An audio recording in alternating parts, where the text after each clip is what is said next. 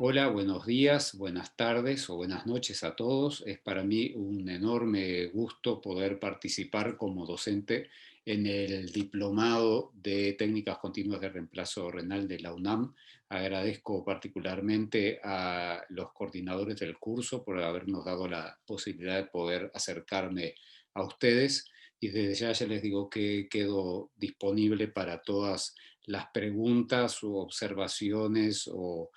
dudas que quieran hacernos llegar para que podamos manejarlas en conjunto. Mi nombre es Alejandro Ferreiro Fuentes, yo soy docente, profesor agregado del Centro de Nefrología de la Facultad de Medicina de la Universidad de la República en Uruguay. Además, soy en este momento presidente de la Sociedad Latinoamericana de Nefrología e Hipertensión que auspicia este diplomado. No tengo conflictos de interés para declarar,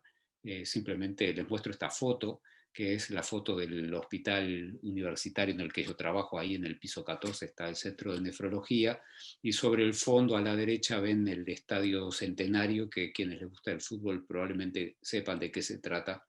que fue el lugar donde se jugó el primer campeonato mundial del fútbol que ganó Uruguay, pero bueno, éramos locales en ese momento,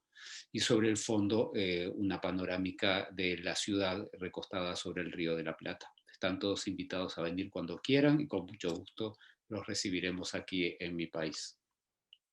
Y bueno, algunos conceptos previos. Digo, ustedes saben bien que la sepsis y el shock séptico constituyen un problema de salud pública, que el tratamiento tanto de la sepsis con el shock séptico, pero también de otras disfunciones orgánicas múltiples, se centran fundamentalmente en la reanimación inicial, el manejo de la respuesta inflamatoria, el tratamiento antibiótico orientado al foco, eventualmente la remoción del foco,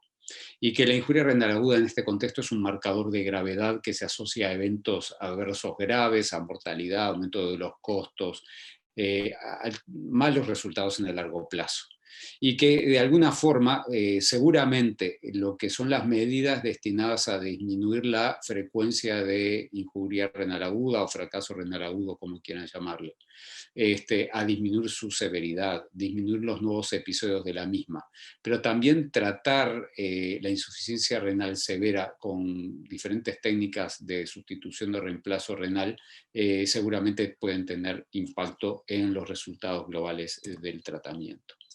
Nosotros en esta conferencia en que repasaremos aspectos del tratamiento sustitutivo renal de la injuria renal aguda, aspectos generales, sin entrar directamente y específicamente en las técnicas continuas de reemplazo renal, repasaremos algunos aspectos como son el recuerdo físico-químico, requerimiento e indicaciones de sustitución renal en la injuria renal aguda,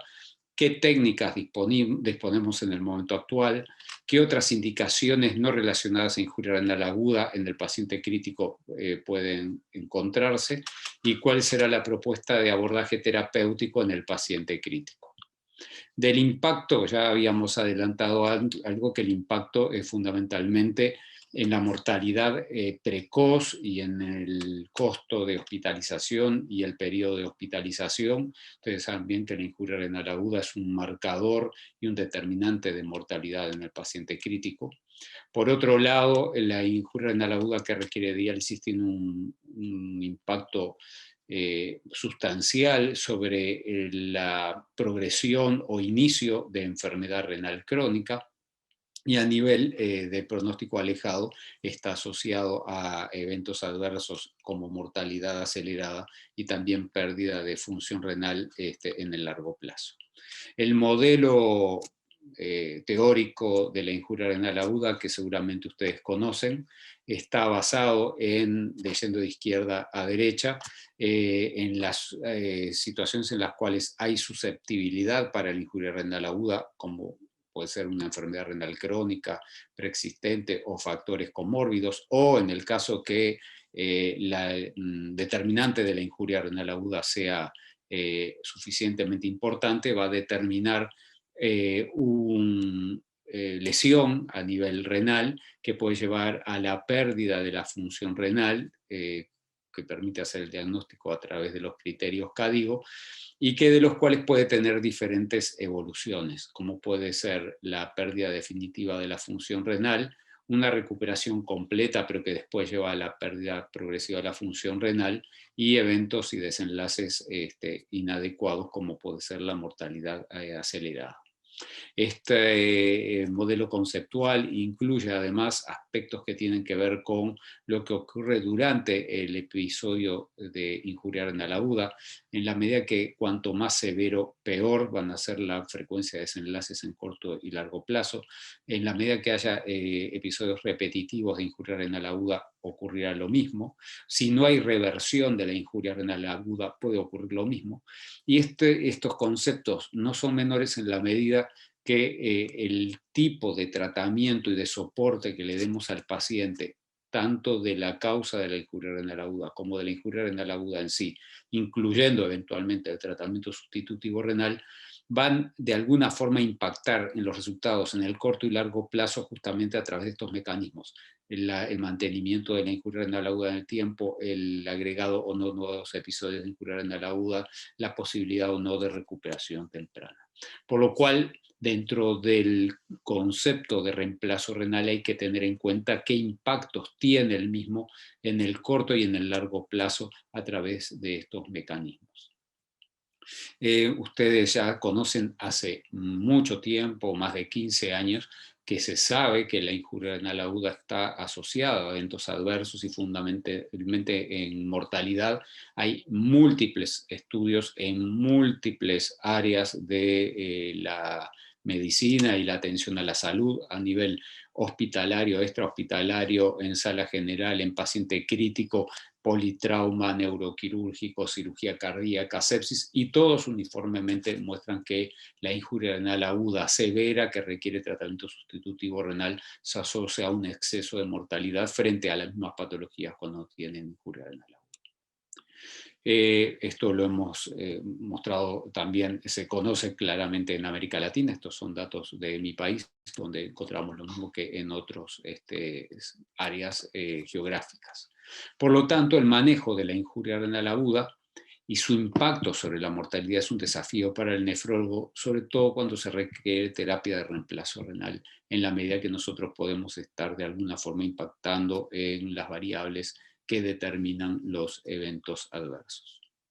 Entonces, llegando ya a algunos aspectos que tienen que ver con el recuerdo físico-químico y también biológico, creo que vale la pena tener en cuenta este esquema. O sea, nosotros tenemos la distribución de líquidos corporales, la podemos separar en dos grandes compartimentos, como ustedes saben bien: el agua intracelular y el agua extracelular e intersticial e intravascular, en la cual tiene diferentes componentes. En el agua intracelular está presente la urea, potasio, lactato, fosfato, algunas proteínas, que según su capacidad de tamizaje de la membrana celular podrán o no transferirse al espacio intersticial, como pasa claramente con la urea, el potasio, a través de las bombas reguladoras, que permiten de alguna forma el movimiento de agua y sólidos de un lado a otro de esa membrana. En los casos en que las personas tienen una situación normal, que es lo que está marcado en celeste, puede verse fuertemente alterado cuando existe una injuria renal aguda, en la cual característicamente, sobre todo en la ira parenquimatosa, en el paciente crítico, hay una expansión del agua intracelular, pero también una expansión del volumen de agua intersticial e intravascular, con una acumulación de muchas de estas sustancias que es necesario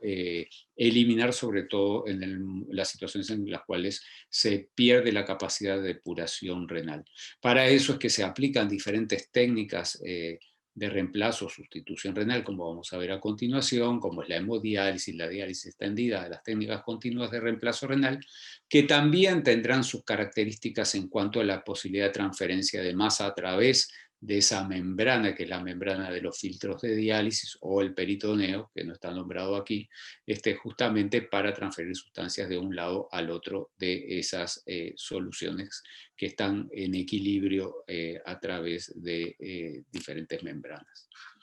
Buena parte de esta transferencia de masa depende del tamaño de las moléculas en la medida que esas membranas, sean biológicas o sintéticas, tienen poros y algunas veces incluso carga que facilitan o no el pasaje de las moléculas tal cual lo hace un colador. Y bueno, y las moléculas se clasifican, ustedes ya lo conocen, en moléculas pequeñas, moléculas de mediano tamaño, moléculas grandes, o o las proteínas que son esenciales, y de las cuales algunos ejemplos están nombrados aquí en la medida que participan como toxinas en situaciones en las cuales hay inflamación o sepsis o insuficiencia renal severa.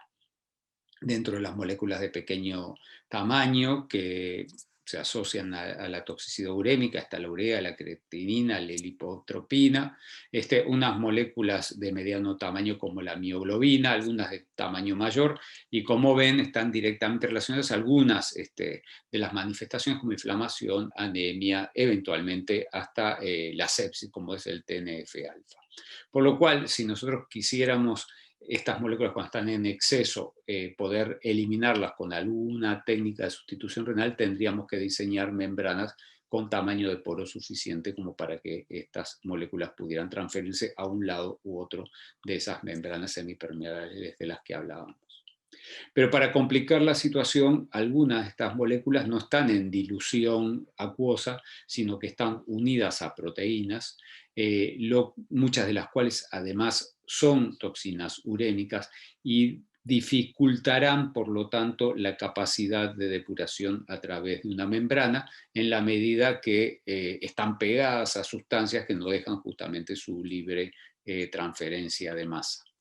Entonces es por esto que podemos ir a pensar cuáles son las tres formas más importantes que tenemos desde el punto de vista físico-químico de depurar sustancias, dependiendo justamente de la capacidad de estas moléculas de transferirse a través de una membrana semipermeable, de transferirse a través de la membrana semipermeable por diferencias de concentración o por diferencias de movimiento de volumen que las arrastra, o cuando están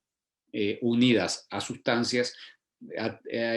poder eliminarlas en la medida de que sean enfrentadas a otras sustancias con mayor afinidad y que de alguna manera las capten. Es así que entramos dentro de algunos aspectos de la terminología que quería comunicarles a ustedes, que ustedes ven en la parte superior del gráfico,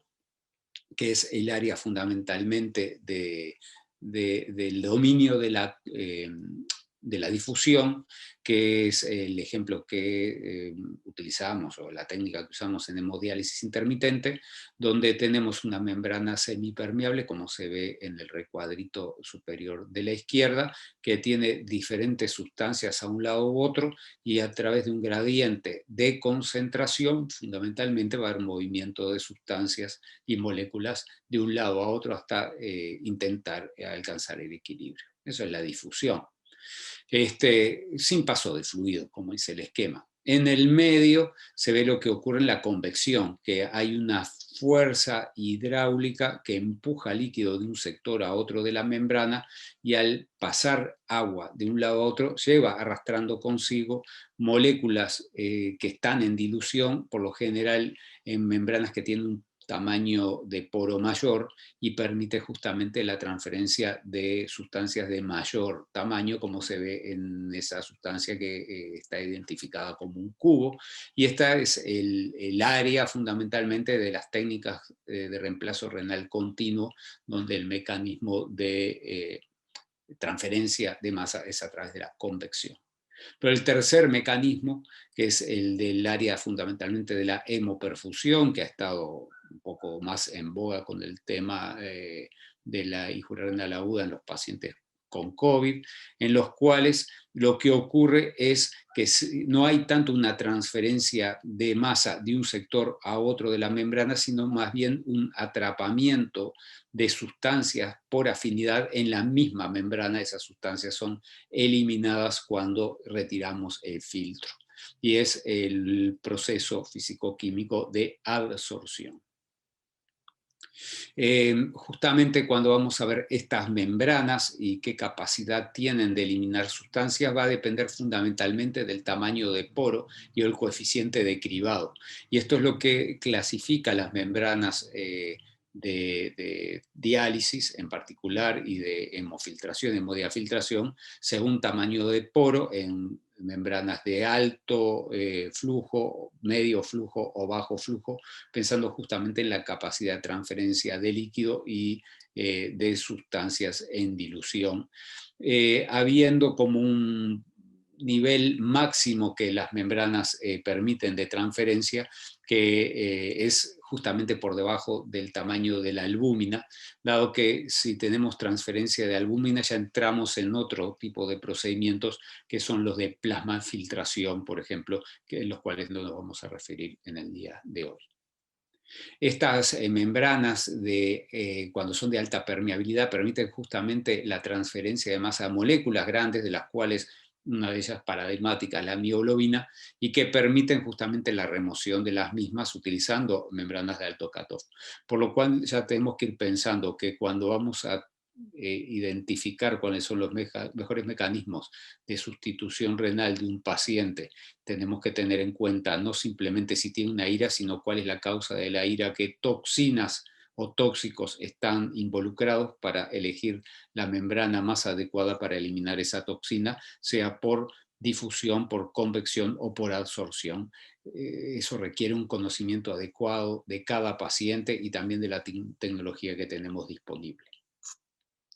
Entonces, cuando vamos a ver las diferentes tecnologías que tenemos disponibles, este esquema me parece sumamente interesante. Es un esquema que muestra en verde, ustedes tienen de arriba hacia abajo diferentes pesos moleculares en forma progresiva y se ve cómo en el triángulo verde son aquellas moléculas que son capaces de eliminación por las técnicas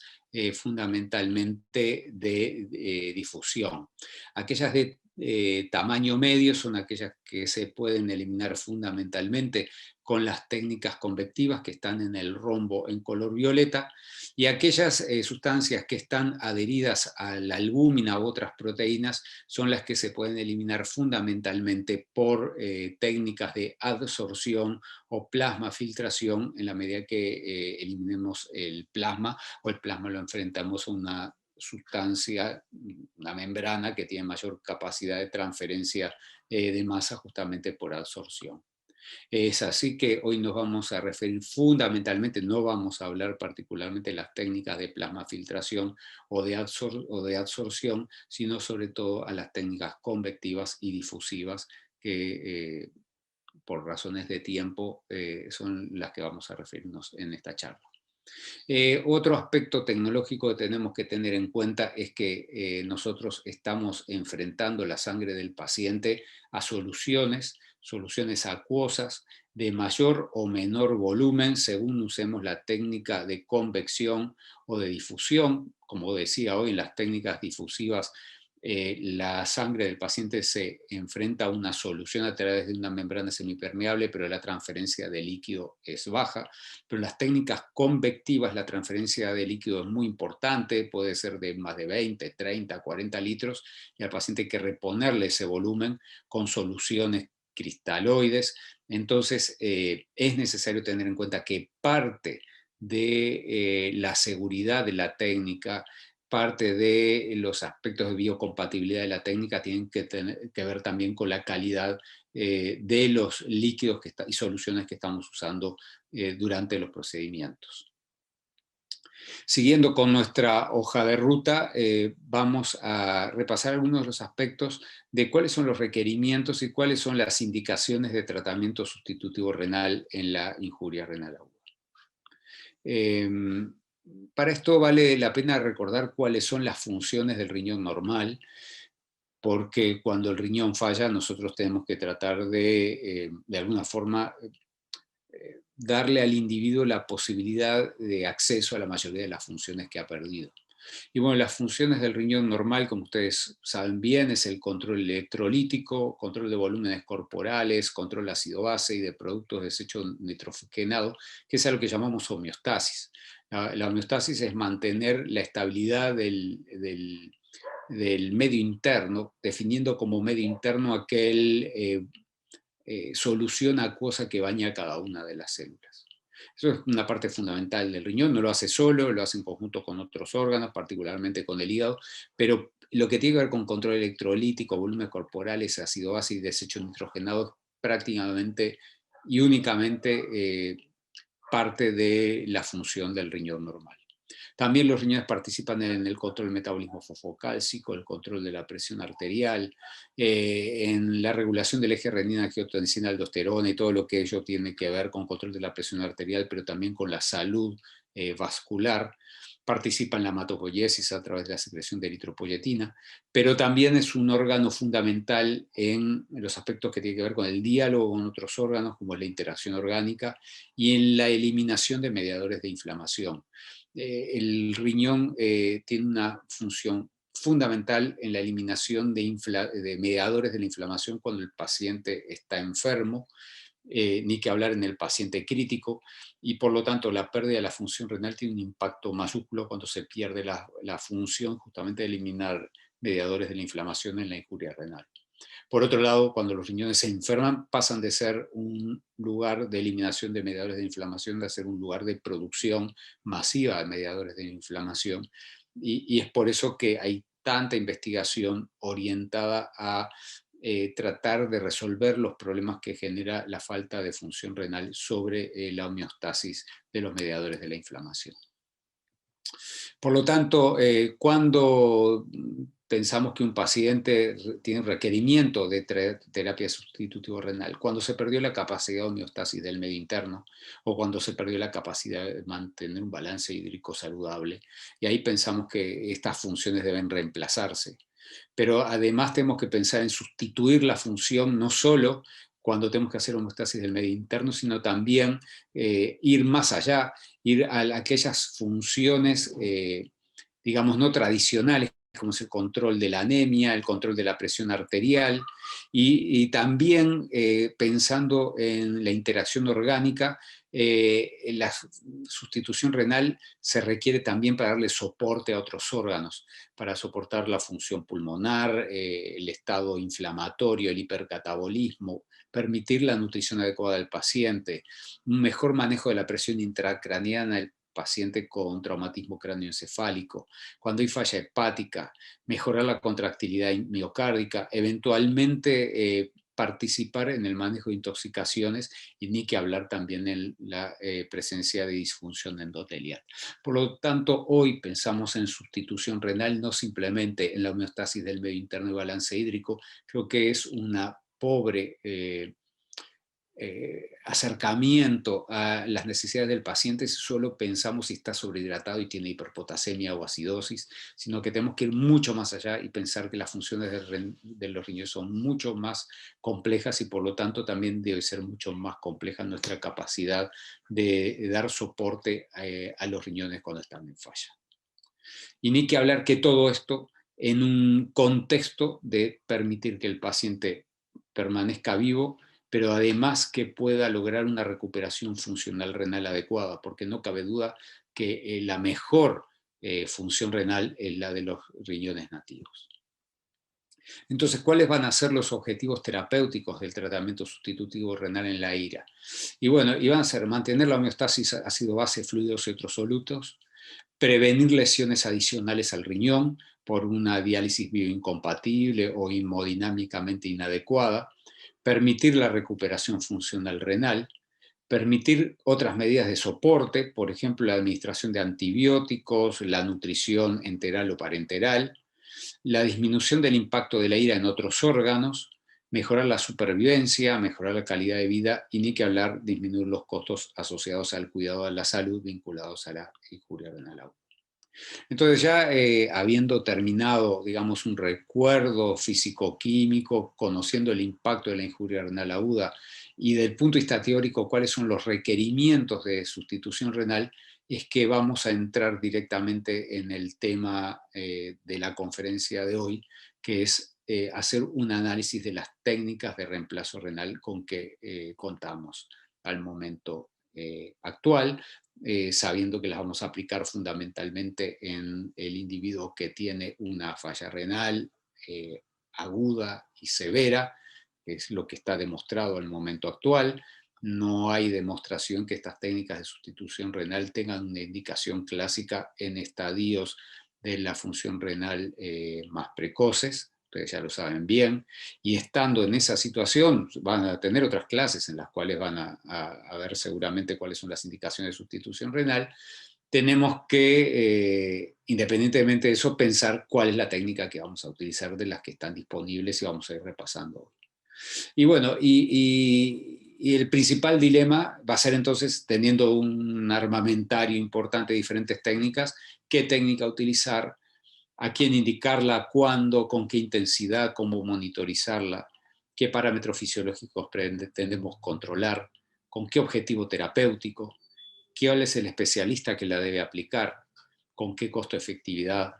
si hay expansión de estas técnicas a pacientes sin IRA y cuándo finalizar el tratamiento. O sea que nosotros, si pensamos desde el punto de vista holístico en las técnicas sustitutivas renales, en realidad como que tendríamos que repasar todas estas preguntas cuando nos enfrentamos a la eventualidad de la indicación de una técnica de sustitución renal. Y esta forma de pensar no es menor, hay que tenerlo en cuenta, hay que hacerlo concienzudamente y basado en evidencia. ¿Por qué? Porque hay una larga cantidad de evidencia que muestra que hay una enorme variación en la forma en la que los nefrólogos tratamos la enfermedad renal aguda en cada país y entre los países. También con resultados muy disímiles entre los países, dentro de los países, entre los diferentes centros. Entonces, podemos ver estudios que muestran que para pacientes, incluso ajustando los resultados a un montón de variables como la edad, el sexo, la severidad de la enfermedad, hay diferencias importantes en la mortalidad, por ejemplo, de la IRA, como se ve en este gráfico. Se ven abscisas, diferentes centros, hasta 6 centros, con cada barra está vinculada a una injuria renal aguda de no tener injuria renal aguda o los 3 estadios de CADIGO, y ven las diferencias importantes de mortalidad entre los centros. O sea que probablemente la disponibilidad de técnicas de sustitución renal, el uso adecuado de las mismas, la indicación en el momento adecuado, el control de cómo se realiza, impacta fuertemente en la mortalidad de los pacientes que tienen esta enfermedad. Entonces el tema no es solo decir uso una técnica u otra y con tenerla me quedo tranquilo, sino que tengo que utilizarla bien en el momento justo para la persona que lo precisa, durante el tiempo que la requiera, ni más ni menos, y dentro de un contexto de control de calidad adecuado para no generar más daño al paciente que lo que el paciente ya tiene en sí mismo. Cuando vamos a ver qué es lo que ocurre en nuestra región, esto fue estudiado en diferentes estudios epidemiológicos, y el que incluye mayor cantidad de pacientes, centros y población es un estudio publicado hace unos 5 años que muestra cuáles son los diferentes tipos de terapia de reemplazo renal que se utilizan en América Latina particularmente, y como ven, cuando se le pregunta a las unidades de diálisis cuáles son las técnicas con que disponen, todas las unidades cuentan con hemodiálisis intermitente, un poquito menos de la mitad tienen la posibilidad o realizan técnicas de diálisis extendidas, hasta el 30% de las unidades reportan utilizar diálisis peritoneal en ocasiones para el tratamiento de la renal aguda, y las terapias de reemplazo renal continuo en menos de la cuarta parte de las instituciones que respondieron en América Latina. Es así que, mirando cuál es el panorama, nosotros sabemos hoy que para el tratamiento de la injuria renal aguda están disponibles diferentes técnicas de sustitución. Esquemáticamente podríamos decir la hemodiálisis intermitente, que correspondía a las técnicas que utilizan fundamentalmente difusión. Las técnicas continuas de reemplazo renal, que son las que ustedes van a ver extensamente en este curso, que son las que se basan fundamentalmente en convección, pero que pueden agregar también difusión. Técnicas híbridas, de las cuales vamos a hablar hoy, y de la diálisis peritoneal, que es la eterna olvidada, de la cual también vamos a hablar hoy. Lo que sí, recordar que existe una gran variabilidad en la práctica clínica en cuanto a su utilización. Es un tema que no está laudado todavía desde el punto de vista de la evidencia de cuál es la mejor técnica para cada paciente en particular. Hay mucho de arte en esto, pero hay mucho de entrenamiento en el uso de las técnicas, y veremos un poquito más adelante algún ejemplo de cómo sería una buena forma de pronto decidir cuál de las técnicas utilizar. Una primera clasificación de estas técnicas de reemplazo renal, podríamos ir, digamos, a dividir peras y manzanas, ¿no? Lo grande. Bueno, está por un lado el mundo de las técnicas de la diálisis intermitente, que es la que ustedes conocen bien, que se aplica en millones de personas con enfermedad renal crónica y mayoritariamente como tratamiento, al menos en nuestra región, para el tratamiento de la injuria renal aguda. Y por otro lado, las técnicas continuas de reemplazo renal. La hemodiálisis intermitente se define como tal cuando dura menos de 6 horas, puede ser diaria, puede ser en días alternos, basada en transporte difusivo, se usa alto flujo del dializado, puede llegar a utilizarse alguna técnica con producción de dializado en el mismo área donde se realiza el procedimiento. Es intermitente, se usa personal entrenado para utilizar estas técnicas, con una baja carga de trabajo, es relativamente barata y se puede llegar a hacer sin anticoagulación. En las técnicas continuas de reemplazo renal, por otro lado, son técnicas de 24 horas, basadas en transporte convectivo, requiere grandes volúmenes de soluciones de sustitución, por lo general soluciones comerciales, es un proceso continuo, es técnicamente más fácil, en realidad precisa menos requerimientos, no precisa una planta de tratamiento de agua o osmosis portátiles con un mantenimiento importante. Se utiliza el mismo personal de la unidad de cuidado intensivo, pero requiere una alta carga de trabajo porque está pendiente durante 24 horas. Es 3 o 4 veces más cara y se requiere anticoagulación continua. Y la tercera, en pequeñito ahí olvidado, es la diálisis peritoneal, porque existe como opción y después lo vamos a ver también un poquito más adelante. Después, yendo un poquito más adelante en la clasificación, sería una cuarta categoría de técnicas, que es aquella que está vinculada a una combinación de técnica continua, que son 24 horas, y técnica intermitente, que es menos de 6 horas, que sería una técnica intermitente de más de 6 horas, pero que tiene además algunas características de las técnicas continuas, como es el menor flujo sanguíneo, el menor volumen de baño, buscando de alguna forma que sea más tolerable desde el punto de vista hemodinámico que la diálisis intermitente clásica. Y es a esto que se le llama métodos híbridos, pues son un híbrido de ambos, que tienen múltiples denominaciones. Una es la diálisis diaria extendida, otra son la diálisis extendida de baja eficiencia, la diálisis prolongada, intermitente, de larga eficiencia. Hay muchas denominaciones, pero que en definitiva lo que muestran es un grupo heterogéneo de técnicas de sustitución renal que tiene un componente difusivo fundamental, que asocian mayor o menor componente convectivo asociados a un mayor tiempo de exposición del paciente a la técnica. Es así que cuando vamos a la clasificación de las técnicas, como ustedes ven, hay múltiples, está hemodiálisis intermitente, diálisis extendida y la hemofiltración, hemodiafiltración con predilución, que esas son intermitentes, y las continuas, que no vamos a entrar en esta clasificación, porque ustedes lo van a ver extensamente en este curso. ¿Por qué tenemos todo este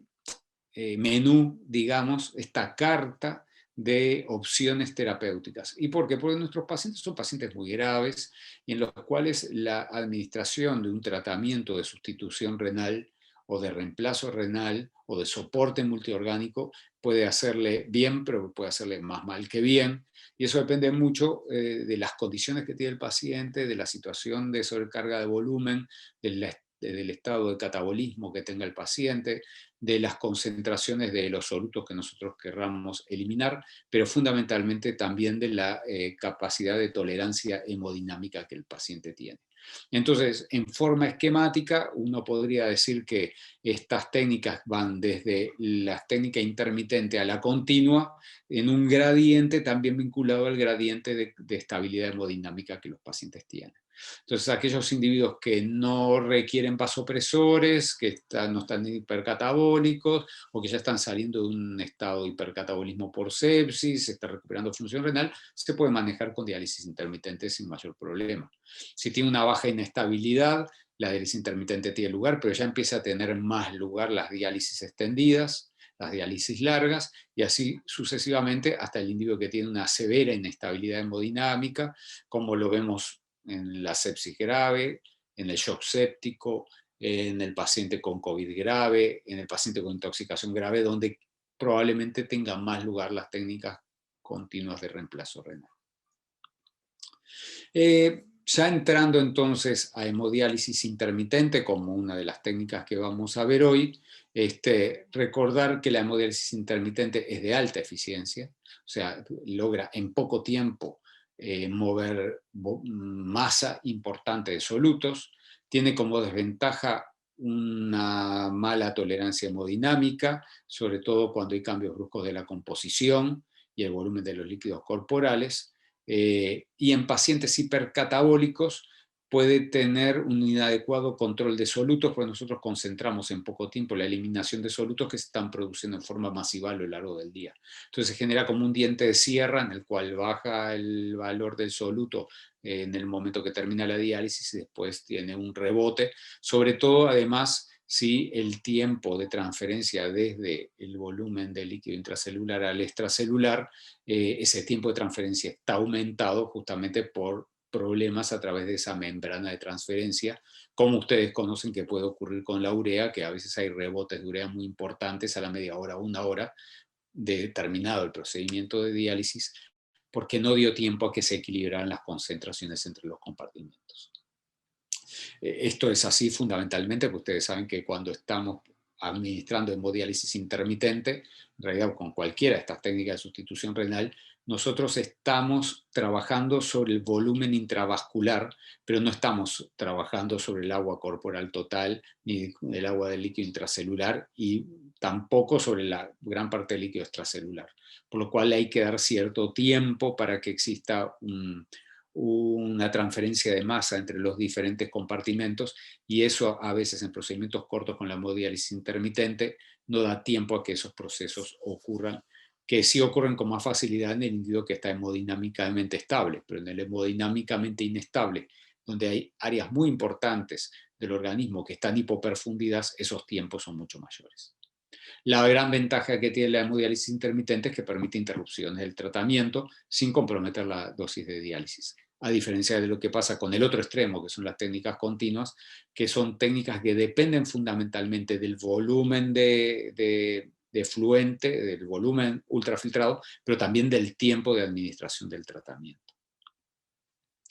En el momento que estamos haciendo la hemodiálisis intermitente ocurre lo siguiente. El procedimiento se hace dentro de un filtro de diálisis donde de un lado está la sangre y del otro lado está el dializado, como se ven los esquemas de la izquierda, y hay una transferencia de sustancias de la sangre al dializado y también una transferencia de volumen. Por lo general no es muy importante porque, sobre todo en las fibras de bajo flujo, esa transferencia de volumen por ultrafiltrado no es tan importante como ocurre en las técnicas de reemplazo renal continuo, y hay una caída de la presión a lo largo del filtro, como se observa en el cuadro superior derecho. Cuando utilizamos membranas de alto flujo para realizar hemodiálisis intermitente, en ese caso sí puede haber una mayor transferencia de masa y eventualmente de volumen y ocurrir un fenómeno que es el que llamamos retrofiltración por caída de la presión en el compartimiento de sangre en relación al compartimiento de dializado. Esta retrofiltración hay que tenerla en cuenta en la medida que lamentablemente muchas veces los equipamientos que usamos para hacer hemodiálisis intermitente en el área de cuidado intensivo no nos asegura una calidad de agua óptima y por lo tanto parte del agua o el líquido de diálisis que usamos para lograr esa transferencia entre la sangre y el líquido de diálisis puede tener contaminantes y de alguna forma comprometer la biocompatibilidad del procedimiento.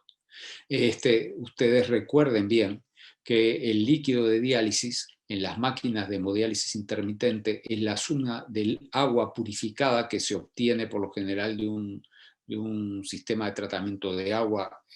complejo o de ósmosis portátiles que se mezcla con un concentrado varias veces, 35 o 46 veces en relación a la concentración final que se va a enfrentar a la sangre del paciente. Esto quiere decir que la sangre del paciente se va a enfrentar a ese líquido de diálisis y puede tener un impacto nocivo más que beneficioso si ese líquido de diálisis está contaminado y no prestamos atención a ofrecer el tratamiento en buenas condiciones de obtención de líquido de diálisis. Esto puede generar toxicidad aguda por calcio, cloro, toxinas biológicas, por bacterias, aumentar la inflamación, producir coagulación del circuito extracorpóreo y eventualmente muerte en diálisis. Entonces, cuando nosotros estamos ofreciendo una técnica como es la hemodiálisis intermitente, tenemos que asegurar que la tecnología que estamos ofreciendo sea adecuada para que este procedimiento sea seguro para el paciente. De lo contrario, podemos estar generando un daño, no solo porque, digamos, la técnica es buena o mala, sino porque la estamos haciendo en forma inadecuada a los requerimientos. Es así que para hacer esta técnica tenemos que tenemos que partir de agua potable, que cumpla con criterios microbiológicos y físico-químicos, la cual sea sometida a un proceso de purificación a través de un sistema de tratamiento de agua complejo, como en un centro de hemodiálisis crónica o en una unidad de diálisis de agudos o con equipamientos que existen para producir líquido de diálisis, que tendrá que ser por lo menos líquido de diálisis estándar, que es la calidad mínima aceptable, y si nosotros utilizamos filtros que tienen la capacidad de tener ultrafiltración, tenemos que obtener líquido de diálisis ultra puro, y si estamos utilizando una técnica donde la convección sea una parte bien importante, como vamos a ver un poco más adelante, y haya reposición al paciente de líquido de diálisis por hemodiafiltración, el líquido debe ser apirógeno y estéril. Y entonces, ustedes dirán, ¿a qué viene este tema del líquido de diálisis? Porque yo creo que es un error pensar solo en diálisis intermitente como una máquina de diálisis que se aplica durante 3 horas, 4 horas o 5 horas. Si no pensamos que es un conjunto tecnológico que le estamos ofreciendo al paciente que incluye la máquina de diálisis, los concentrados, el líquido de diálisis, el agua de diálisis que estamos utilizando para producir ese líquido de diálisis, y todo eso en un contexto de seguridad del paciente. Si no, estamos haciendo las cosas muy mal. Por lo tanto, nosotros tenemos que cumplir con requisitos para dar una diálisis intermitente adecuada, que son requisitos en cuanto a recuentos bacterianos y endotoxinas que ustedes conocen. Y aquí es donde voy al talón de Aquiles, que lo he dicho ya en varios lugares, pero yo creo que es el talón de Aquiles de la hemodiálisis intermitente en el paciente crítico, que es la forma de obtención del líquido de diálisis basado muchas veces en ósmosis portátiles que lamentablemente tienen un nivel de mantenimiento inadecuado, con un nivel de control inadecuado, con un nivel de desinfecciones y frecuencia de desinfecciones inadecuado que nos puede estar exponiendo a nuestros pacientes que reciben hemodiálisis intermitente a una diálisis peligrosa si nosotros no aseguramos la calidad del tratamiento que estamos dando. Más allá de la indicación de tiempo, frecuencia, volumen de ultrafiltrado, que ustedes lo conocen bien y son aspectos en los cuales no voy a entrar. Por lo tanto, por todo lo que hemos visto hasta ahora, el agua para diálisis debe ser considerado como un tratamiento, igual que cualquier otro medicamento que se administra a un paciente. Eh, si vamos a ver cuál es el lugar que tienen las técnicas intermitentes en el tratamiento de la injuria renal aguda en el paciente crítico, nos tenemos que remontar al trabajo más importante que se realizó y probablemente no se vuelva a realizar por el enorme costo que tuvo, que fue de varios millones de dólares, en el cual participaron 1.164 pacientes de muchos centros de Estados Unidos y Canadá, que ese fue el ATN Study, en el cual se comparó la estrategia de manejo con técnicas continuas de reemplazo renal o diálisis intermitente, asegurando una dosis de diálisis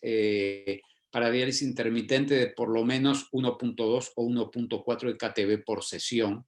Y en ese estudio, en el cual se excluyeron a aquellos pacientes que estaban hemodinámicamente muy estables, los que tenían mayor inestabilidad fueron directamente a tratarse con técnicas continuas de reemplazo renal comparados contra SLED o diálisis intermitente.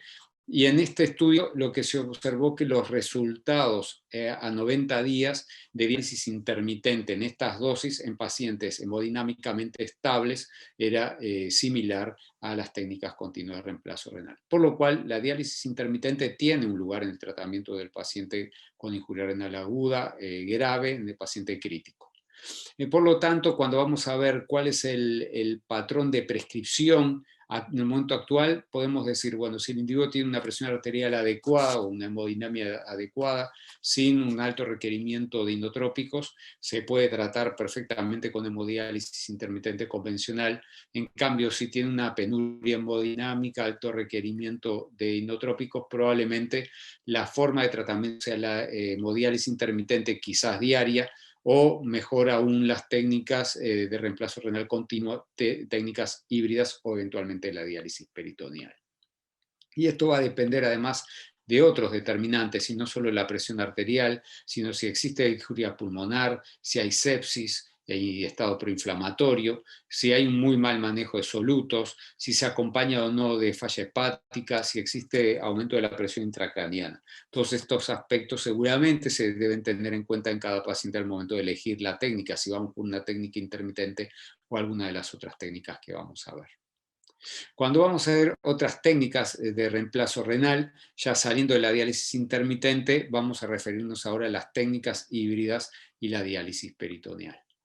Existe una gran variabilidad, como ya habíamos dicho, en el uso de las mismas, y bueno, y las técnicas híbridas las podemos clasificar como en dos grandes subgrupos. Uno son las diálisis extendidas, que es SLED, a la que ya hemos referido antes, y otras que están tomando un poquito más de vuelo en los últimos años, que es el uso de la hemodiafiltración con reposición de líquido en línea, también como una opción terapéutica interesante. Pensando en diálisis extendida larga, y bueno, ya habíamos referido que se estaría tratando un método híbrido entre las técnicas continuas y las intermitentes, lo que buscan es justamente llegar a este valor de KTB de mayor o igual a 1.2, 1.2 a 1.4, como decía el ATN Study. Y bueno, y esto se puede lograr a través del aumento del flujo de sangre, flujo de dializado, aumento de la superficie de la fibra, cosa que no es muy habitual en los pacientes con injuria renal aguda, sino más bien todo lo contrario, son pacientes con alta recirculación de urea, usamos flujos de dializado más lentos, con menor flujo de sangre. El volumen de distribución de la urea por lo general es muy variable en el paciente con IRA, pero tiende a estar por lo general expandido, lo cual compromete el obtener ese KTB y va a llevar a que el KTB sea obligatoriamente menor a 1.2, por lo cual lo que podemos hacer es en estas condiciones aumentar el tiempo de diálisis para llegar a un KTB mayor de 1.2 en la medida de lo posible. Como un ejemplo les voy a poner el de una mujer de 67 años que tiene una injuria renal aguda por difusión orgánica múltiple séptica, una colangitis, enanuria, hiperpotasemia de 13,5, rhabdomiólisis, una azoemia más de 5 gramos, con un mal estado general, compromiso neurológico, hemodinamia estable, o sea, al borde de la muerte. Esta paciente se trató durante 11 horas y media con un flujo de sangre de 116 mililitros minuto, con una tasa de reducción de urea del 69%, que corresponde aproximadamente a un KTB de 1.4. Se mantuvo en hemodiálisis diaria, extendida, con las mismas características, y la paciente mejoró, dejó el hospital y está viva luego de 7 meses. Este fue el reporte de la primera diálisis eficaz realizada en seres humanos por Kolff en 1945. O sea, cuando hablamos de diálisis extendida larga, no estamos hablando de algo novedoso, sino que estamos yendo a las historias y a los orígenes de la depuración extracorpórea realizada por nefrólogos, con equipos como estos. O sea, ¿cuánto más podríamos hacer en el día de hoy? Por lo tanto, lo importante es tener en cuenta que la diálisis prolongada de baja eficiencia no requiere mayores inversiones, emplea personal que ya está entrenado en hemodiálisis, es muy bien tolerada, combina mayor tiempo con menor eficiencia, cumple con la dosis de diálisis prescripta, con alta remoción, sobre todo por solutos por difusión, y permite adecuar las interrupciones del tratamiento a las necesidades del paciente. Por ejemplo, si el paciente tiene que ir a bloque quirúrgico, hacer un second look, si tiene que hacerse un estudio endoscópico, tomografía, lo que sea, podemos suspender el tratamiento sin comprometer fuertemente la dosis de diálisis administrada. El equipamiento que requiere es equipos con ultrafiltración controlada, baño bicarbonato, flujo de sangre variable, flujo de baño variable también. Puede alternarse con el uso con un centro de diálisis crónica y tiene alta aceptación por el personal. O sea, tiene varias ventajas que permiten su utilización en las unidades de agudos. Por otro lado, hay algún tipo de equipamiento que permite llevar líquido de diálisis ultrapuro en una batea, como es el sistema Genius, que va como una batea y va todo el equipo a la unidad de cuidado intensivo y se independiza de ósmosis portátiles, etcétera, de alguna forma asegurando una buena calidad de agua de diálisis. De los múltiples protocolos de SLED publicados, que hay muchos, todos plantean tiempos de más de 8 horas, o sea, si nosotros pensamos 6 horas, no es exactamente una diálisis extendida, la mayoría de los protocolos son de 8 horas o más, con flujos de baño y de sangre disminuidos para disminuir la eficiencia de cada minuto a minuto y mejorar la tolerancia de los pacientes. Hay varios estudios randomizados para el tratamiento de la injuria renal aguda que muestran por lo menos igualdad de resultados frente a las técnicas continuas de reemplazo renal en pacientes inestables en cuanto a lo que es días de ventilación mecánica, mortalidad, recuperación de la función renal. La supervivencia de los estudios que han comparado SLED con técnicas continuas de reemplazo renal son bastante similares. Otro elemento a destacar, que no es de menor importancia, sobre todo en países pobres como los nuestros, es el aspecto de los costos. Cuando se evalúa cuál es el costo hospitalario semanal de las diferentes técnicas de sustitución renal, todos los estudios muestran que la diálisis extendida de baja eficiencia tiene un costo que es de tercera parte, la mitad o la cuarta parte de las técnicas continuas de reemplazo renal, por lo cual tiene algunas facilidades para su implementación en nuestros países. Por lo tanto, la diálisis extendida es una alternativa aceptable y quizás de primera línea para el tratamiento de pacientes inestables con injuria renal aguda, en los servicios en los que no se justifica la inversión en equipamiento para técnicas continuas de reemplazo renal y en los cuales no hay entrenamiento de personal. Cuando decimos que no se justifica, nosotros hemos vivido esa experiencia en Uruguay, que es un país de 3,5 millones de habitantes, donde por un tema de escala, de la cantidad de procedimientos que se pudieran hacer a lo largo de un año y los costos de patentado en las diferentes soluciones, ha hecho que durante muchos años las técnicas continuas de reemplazo renal no hayan sido una opción para las empresas para poder incorporarlas en el país. Entonces, en esas situaciones tenemos que tener inventiva y pensar en alternativas que además tengan un sustento científico en cuanto a su validez y su seguridad. Y en esas condiciones la diálisis extendida de baja eficacia parece ser una opción adecuada y óptima para ofrecer a los pacientes más graves en el área de cuidado intensivo. Por otro lado, tenemos que saber que el tratamiento debe ser flexible y adaptarse a las necesidades de cada paciente. Y la diálisis extendida de alguna forma lo permite. Es así que, volviendo a lo que había sido nuestro planteo inicial, en los pacientes que tienen injuria renal aguda, la SLED tiene un lugar en aquellos pacientes con baja inestabilidad o con moderada inestabilidad hemodinámica con requerimiento inotrópico intermedio. Y seguimos viajando por las opciones de reemplazo renal del paciente críticamente enfermo. Habíamos hablado de las técnicas híbridas de diálisis extendida, lenta, y ahora vamos a retomar otra técnica híbrida que a mí me gusta clasificarla en forma independiente a la diálisis extendida lenta, que es la hemodiafiltración con reposición en línea,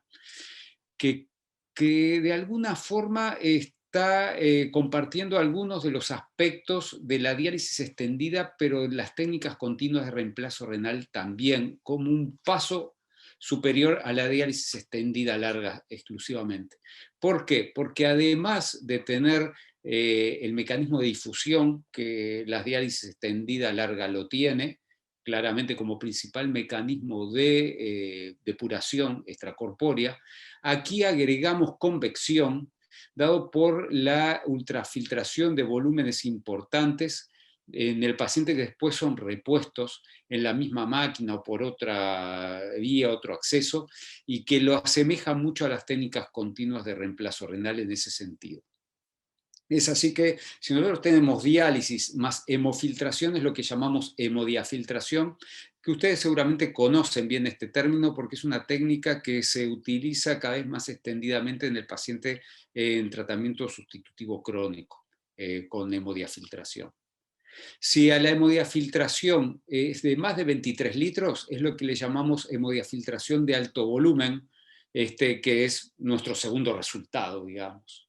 Si a la hemodiafiltración de alto volumen le agregamos reposición en línea, o sea, en la misma máquina de diálisis, es lo que llamamos hemodiafiltración de alto volumen con reposición en línea, o HB o LHDF, que sería nuestro tercer resultado. Para esto requerimos volver a los conceptos que habíamos mirado en la primera parte de esta conferencia. Si nosotros vamos a reponer líquido de diálisis directamente a la vena del paciente, tenemos que tener por lo menos agua ultrapura, que requiere controles bacteriológicos semanales, control de endotoxina por lo menos mensual y una validación físico-química por ausencia de trazas de electrolitos y compuestos. Requiere el sistema de tratamiento y producción de agua un plan de desinfección y mantenimiento bien establecido y lo que llamamos desinfección fría. Esto es requerido porque ustedes recuerdan que para hacer hemodiálisis intermitente el máximo admisible de recuento de bacterias era 50 unidades formadoras de colonia. Aquí bajamos a 0,1 unidades formadoras de colonia. ¿Por qué? Porque estamos utilizando por un lado filtros de alta permeabilidad que tienen claramente el riesgo de tener retrofiltración en el filtro, pero además, si al paciente le estamos reinfundiendo grandes cantidades de volumen, no lo podemos hacer con agua producida a través de ósmosis portátiles. No hay ósmosis portátil que logre tener agua ultrapura o logre tener agua apirógena estéril. Para esto es necesario tener sistemas de tratamiento que tengan un sistema de ósmosis de doble paso,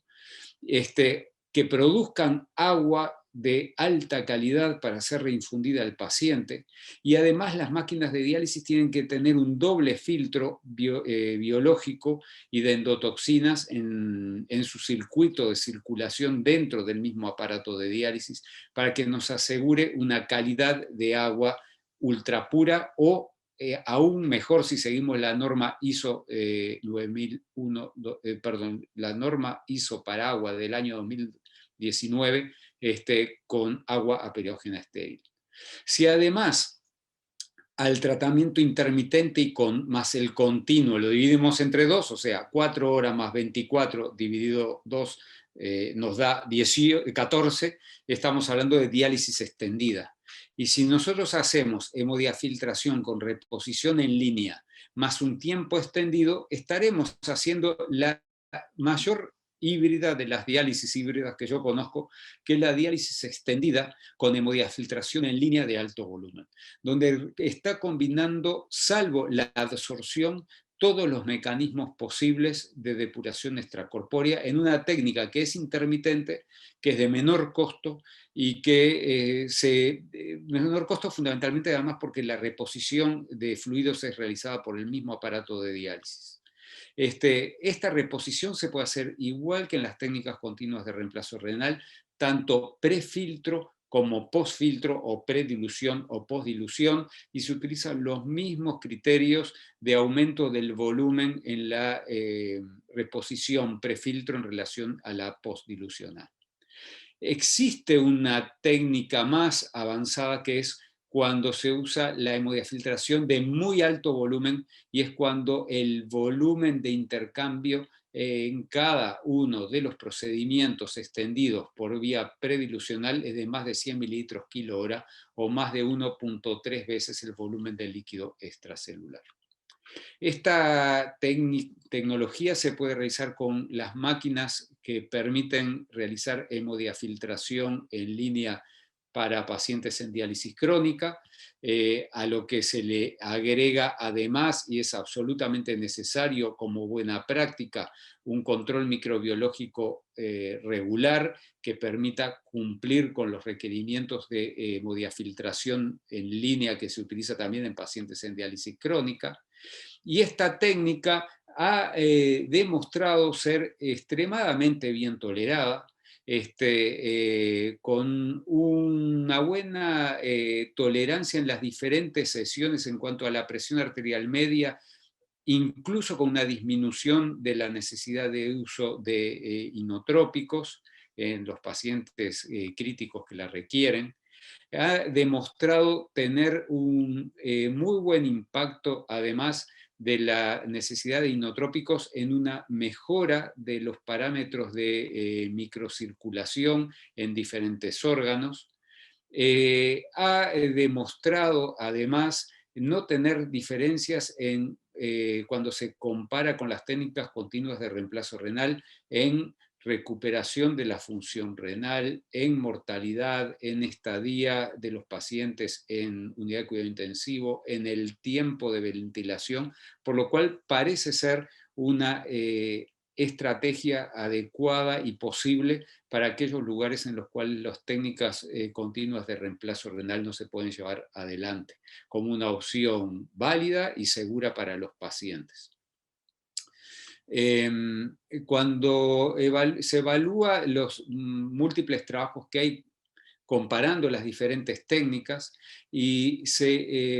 como en este metaanálisis publicado hace 4 años, donde se realiza un análisis de los 15 estudios que comparan cabeza a cabeza las diferentes modalidades de terapia de reemplazo renal, se obtiene el siguiente resultado. La diálisis extendida larga con hemodiafiltración o sin hemodiafiltración tiene resultados iguales o incluso eventualmente superiores que otras técnicas de reemplazo renal, ni que hablar que la diálisis intermitente estándar en términos de mortalidad hospitalaria, en relación a mortalidad en la unidad de diálisis, en la unidad de cuidado intensivo, y también en la dependencia del diálisis a largo plazo.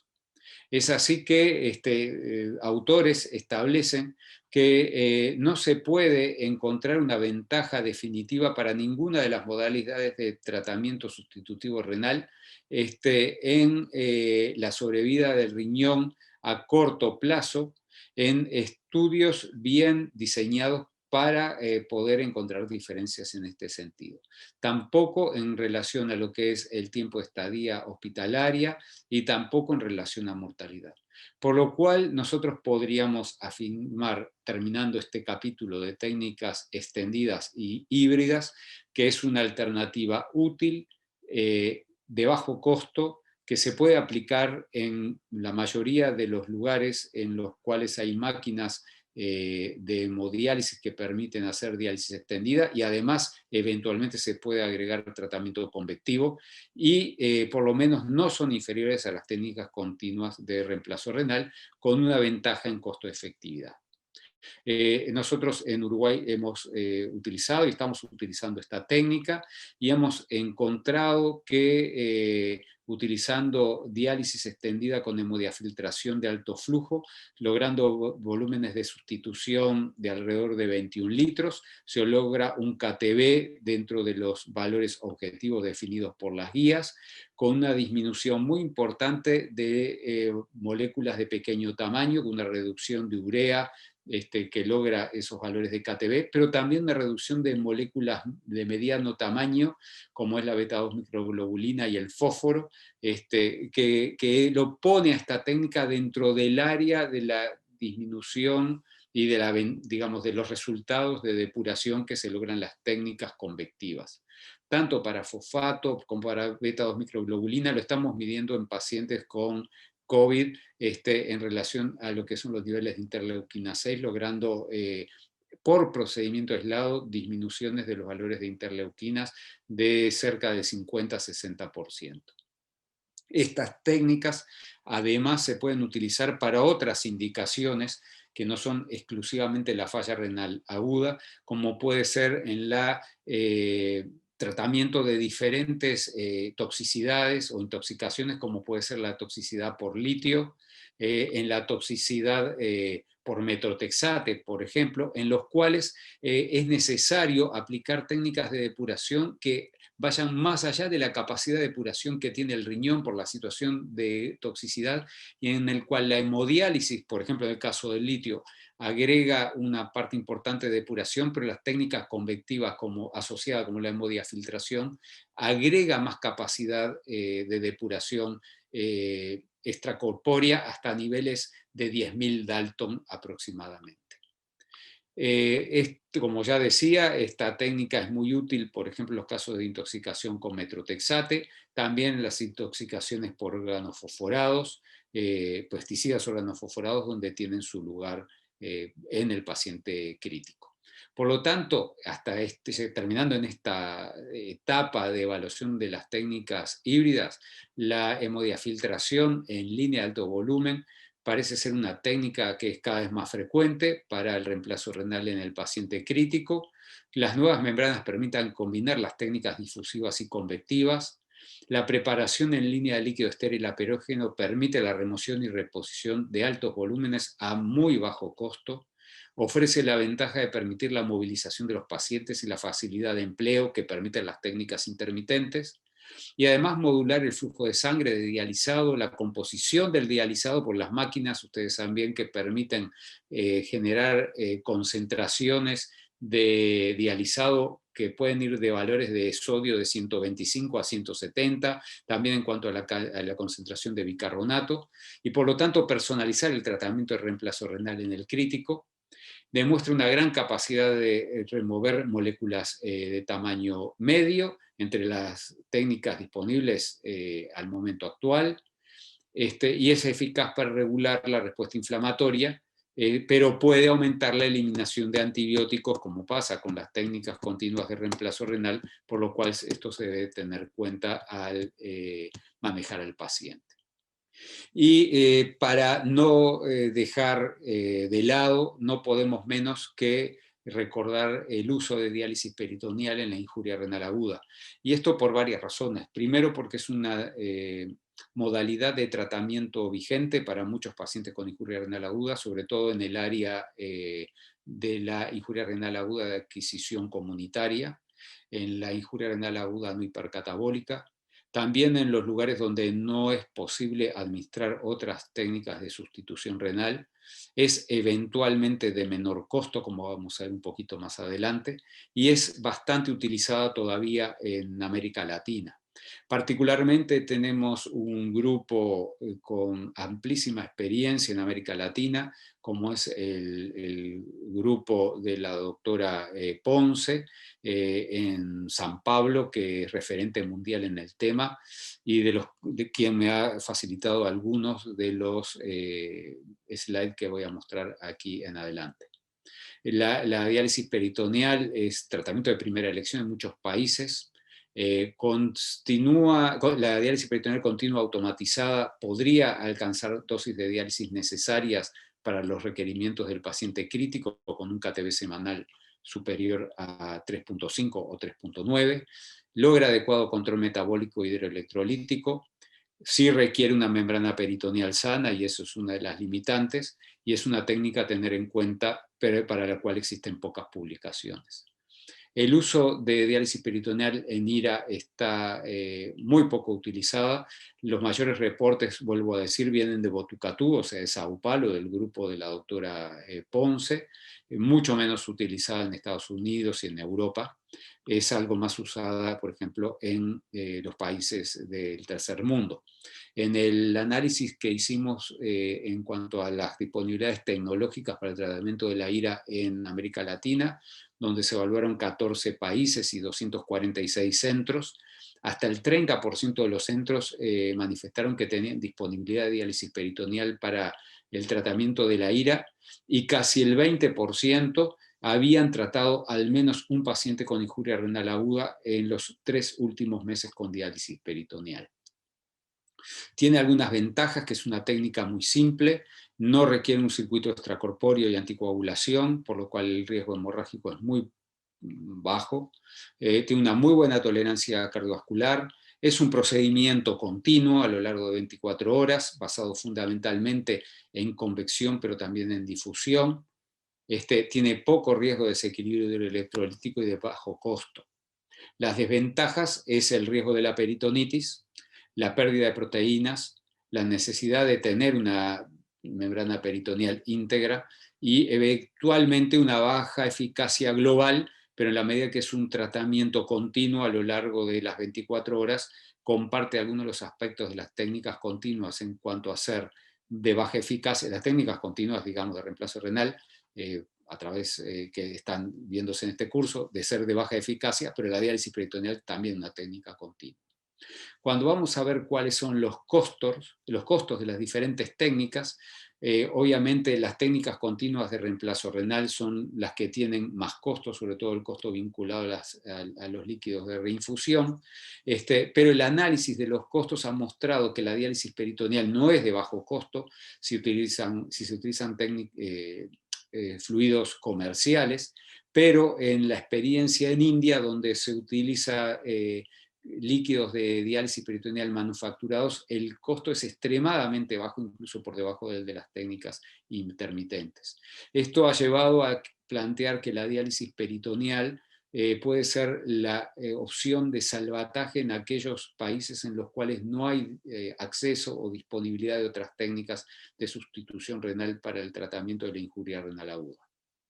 La diálisis peritoneal en la IRA debe realizarse con catéter flexible implantado por nefrólogo o cirujano, pero el catéter rígido da malos resultados, tiene mucho más riesgo de complicaciones hemorrágicas y de peritonitis. En la medida de lo posible, utilizar un método automatizado con cicladora, porque se requieren volúmenes relativamente altos.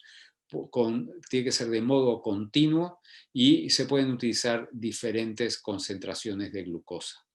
El grupo de Daniela Ponce, pero también el grupo hindú, plantean que la mejor opción es el uso de la cicladora con cambios frecuentes en sesiones de 24 horas con cambios horarios de bajo volumen. Con esta estrategia de forma de administración de diálisis peritoneal automatizada, continua, de pequeños volúmenes y cambios horarios, se logra valores de KTV de 0,55 por día, que nos da un KTV semanal de 3,85, con lo cual se está cumpliendo con los objetivos de KTV de urea necesarios para ofrecer un tratamiento óptimo para justamente la injuria renal aguda en el paciente crítico.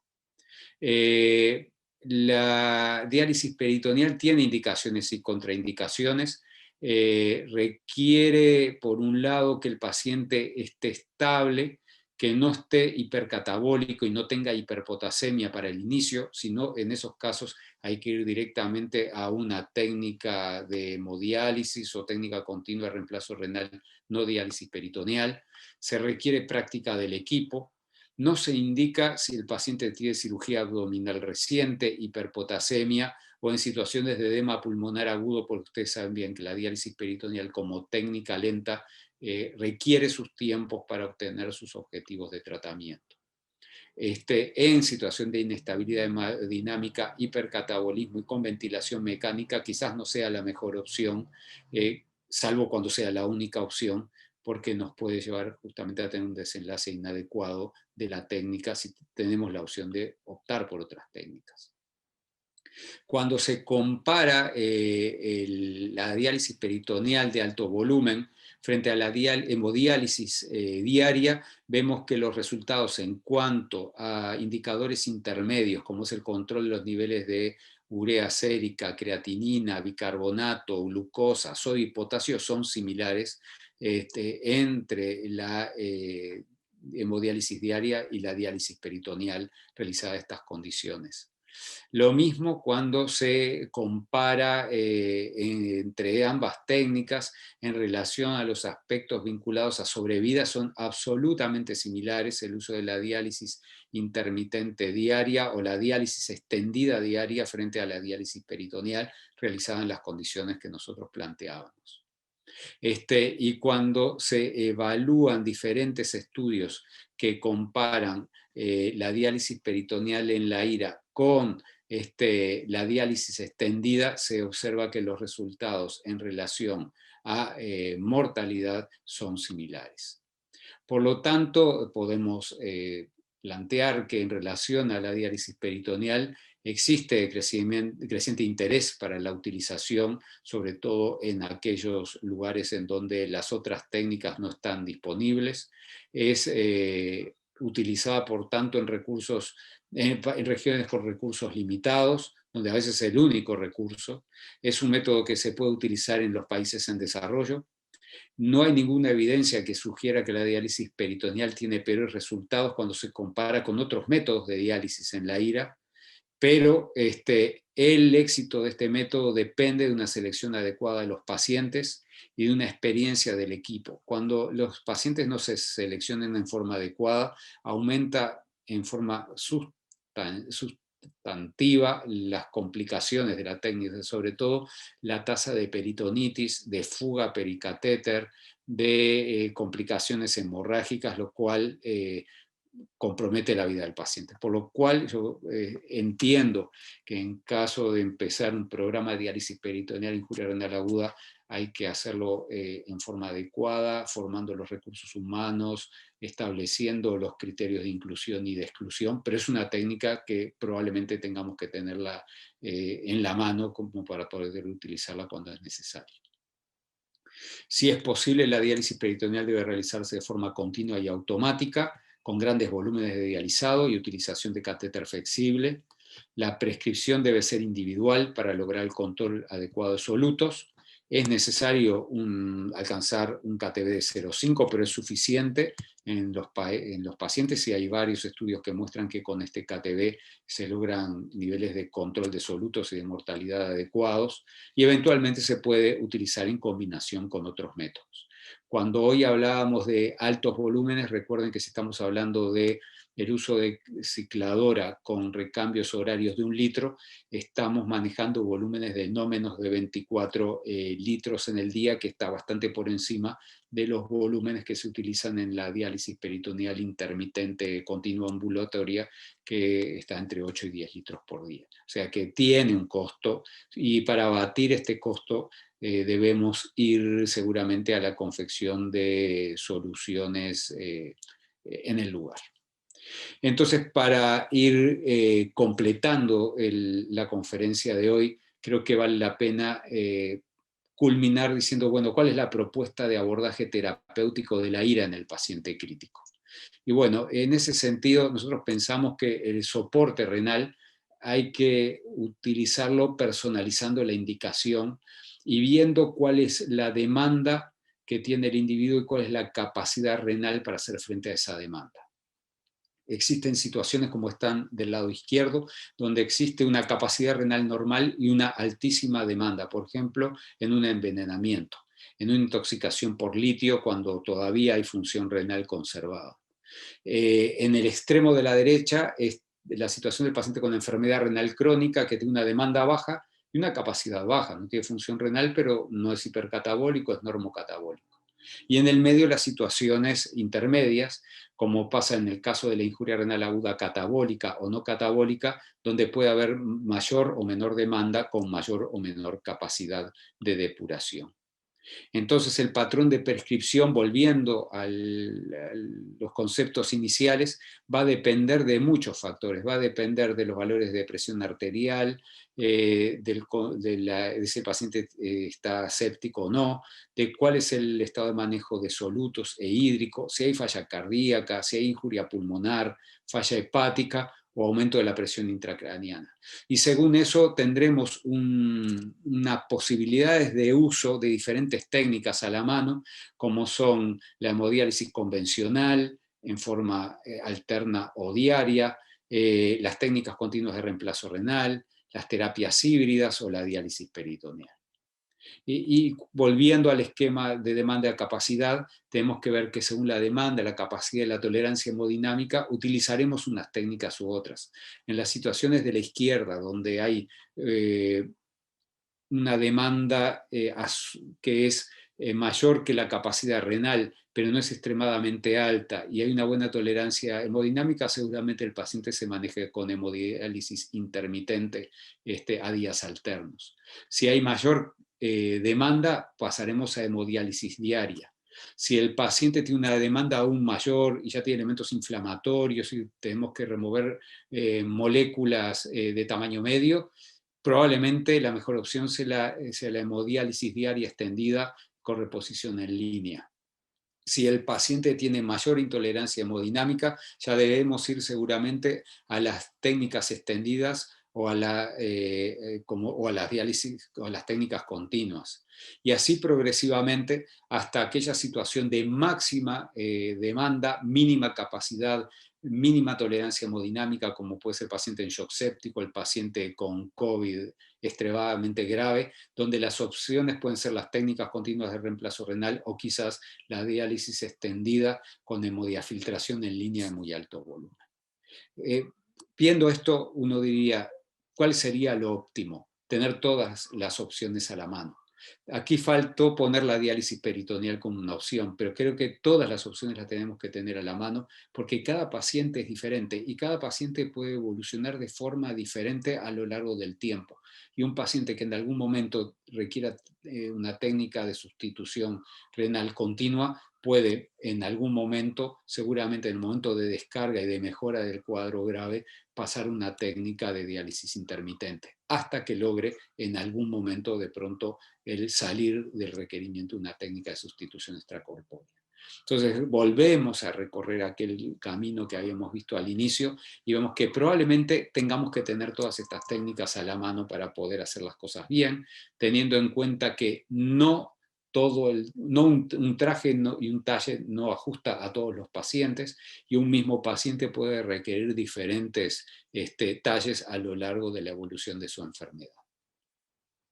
Los estudios no han demostrado superioridad de alguna modalidad en relación a sobrevida o recuperación de función renal en relación a a las diferentes técnicas.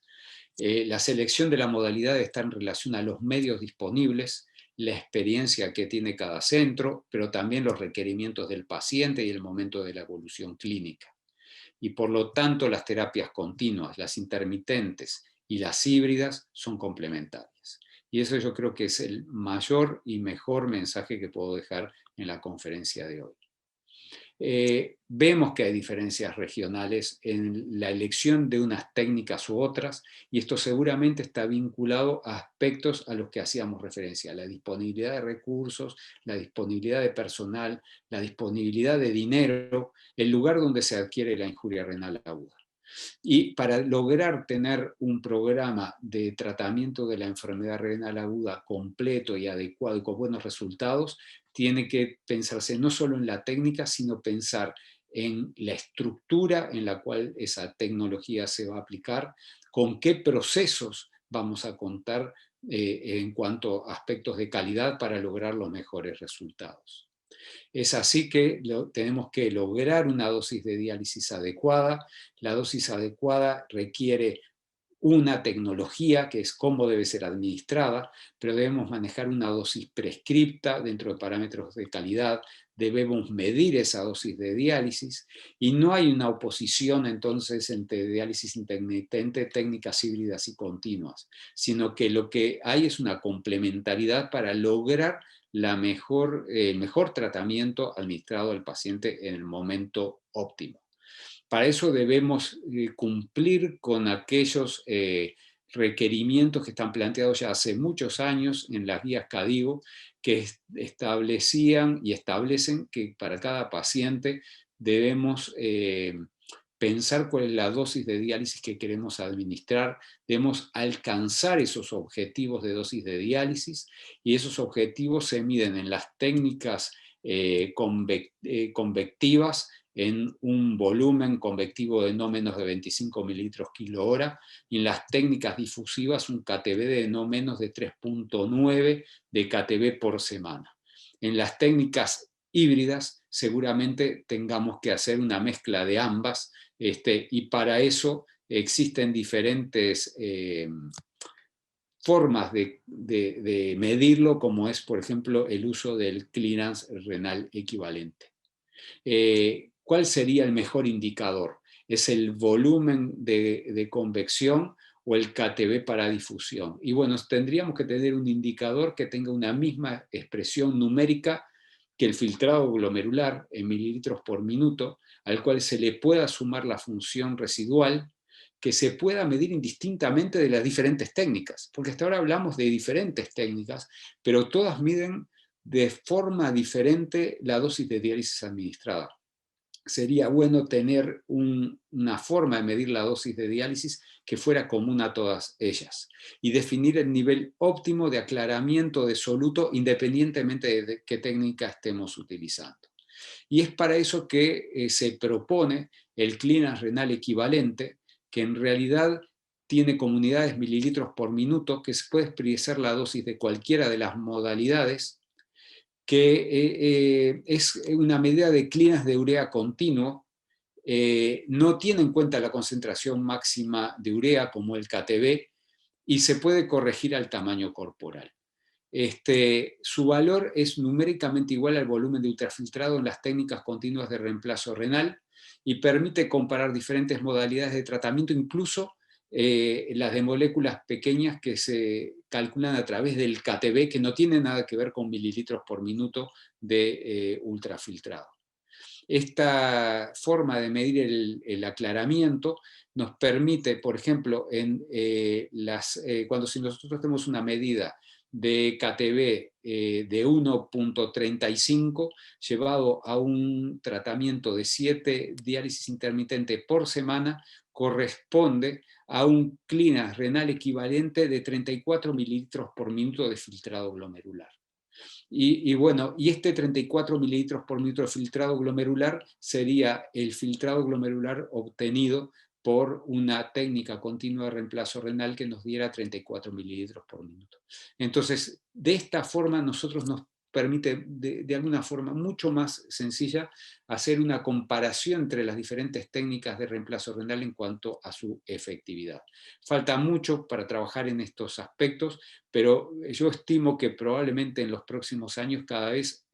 vayamos más a la convergencia de las diferentes técnicas de reemplazo renal y no a una divergencia como se ha planteado hasta el momento actual. ¿Cuál es el futuro que vemos en cuanto a las técnicas de sustitución renal? Y bueno, alguna es que los nefrólogos tenemos que empezar a trabajar más en técnicas de depuración extracorpórea que hasta el momento las hemos dejado de lado. El recambio plasmático terapéutico como opción de depuración extracorpórea realizada por filtros de plasmafiltración es una opción que debemos empezar a explorar. El uso cada vez más frecuente de las tecnologías de absorción, que tuvo un boom y lo está teniendo con el tema de COVID y la sepsis, probablemente va a permitir avanzar mucho en el futuro. El uso del riñón bioartificial con la utilización de tejido renal vivo, que está todavía en vía experimental, seguramente va a dar frutos en los próximos tiempos, en la medida que nos va a permitir no pensar el riñón solamente en cuanto a una transferencia de moléculas de pequeño y mediano tamaño, sino sumando las otras funciones que tiene el riñón desde el punto de vista del manejo hormonal, la hemostasis, el manejo de la depuración de diferentes sustancias inflamatorias, como lo veíamos al principio de la conferencia. No cabe ninguna duda que la incorporación de la tecnología de la información, el biofeedback, el manejo de información en tiempo real de qué le está ocurriendo al paciente y según cómo va depurando diferentes sustancias, va cambiando las condiciones de trabajo del equipamiento de sustitución renal, más parecido a lo que ocurre en el riñón normal, va a dar sus frutos. Porque nosotros tenemos que llevar a una conjunción en el cual las terapias extracorpóreas que se ven en la parte inferior en un paciente que tiene una injuria renal aguda que es extremadamente compleja, nos vaya acercando a lo que es la función renal normal con un tejido renal complejo con todas sus funciones celulares de depuración, de absorción, de captación y catabolismo de diferentes sustancias a nivel del tejido. No podemos dejar de recordar, y quiero en esto nombrar a Lilia Rizzo, de la importancia que tiene el papel del nefrólogo en la administración del tratamiento de los pacientes con injuria renal aguda severa. No es solo decir este paciente hay que bajarle la urea con una técnica de sustitución renal, sino que esto hay que hacerlo personalizado, trabajando en equipo, con el médico de unidad de cuidado crítico, con el personal de enfermería, con el farmacólogo, ajustando las dosis de fármacos, tratando la sobrecarga de fluidos en el momento adecuado y utilizando la mejor técnica de sustitución renal que el paciente requiere en ese momento. Yo creo que estamos en un cruce de caminos. Este es un cuadro pintado por un pintor uruguayo del siglo pasado, que muestra a dos paisanos, dos gauchos, que le decimos nosotros, en el cruce de caminos diciendo uno, voy para la derecha, voy para la izquierda, ¿no? Voy para aquí o voy para allá. ¿Qué técnica de sustitución voy a usar? Bueno, yo creo que estamos en un cruce de caminos donde justamente es todo lo contrario. En vez de decir voy para un lado o para el otro, probablemente estos dos paisanos se debieran estrechar las manos para trabajar en conjunto, en equipo y lograr lo mejor para los pacientes. Bueno, muchas gracias por su tiempo. Muchas gracias por haber mantenido la atención en esta hora y media que duró esta conferencia. Espero que haya servido como introducción a este maravilloso curso y diplomatura que van a tener centrado en una de las técnicas continuas de reemplazo renal, pero no olviden que el paciente es un universo, que nosotros tenemos un universo al lado de la mano para tratar a nuestros pacientes y que las opciones de tratamiento son múltiples, se está avanzando mucho y probablemente esta conferencia dentro de 10 años tenga contenidos bien diferentes. Muchas gracias.